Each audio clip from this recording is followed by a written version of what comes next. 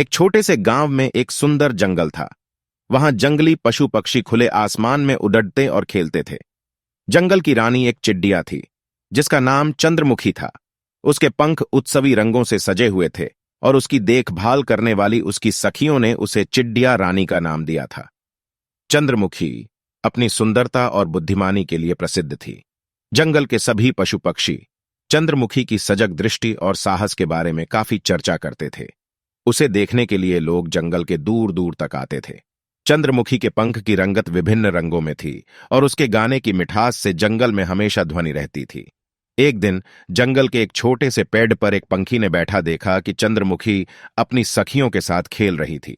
उसने सोचा, चंद्रमुखी इतनी खूबसूरत है और उसके पंख इतने रंगीन हैं, मैं भी इतना सुंदर होना चाहता हूं। वह पंखी ने देखा कि चंद्रमुखी के पंख बड़े ही आकर्षक और बेहद खूबसूरत थे।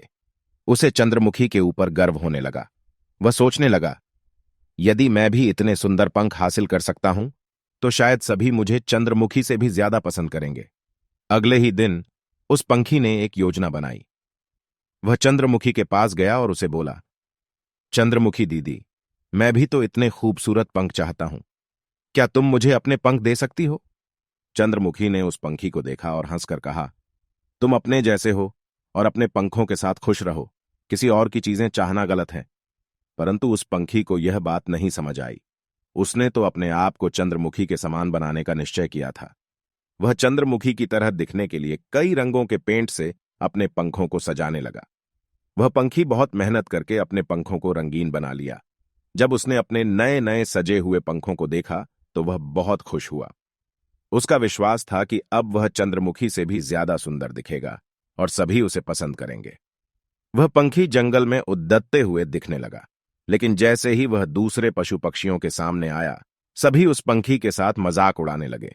उन्होंने उसे भटकने के लिए कहा, हे देखो, चंद्रमुखी अब तुम्हारे बारे में भी नहीं सोचती। तुम्हारे नए नए सजे हुए पंख देखकर हम सभी को बहुत हंसी आ रही है। उस पंखी ने बहुत शर्मिंदा होकर अपने पुराने पंखों को फिर से बढ़ा दिया।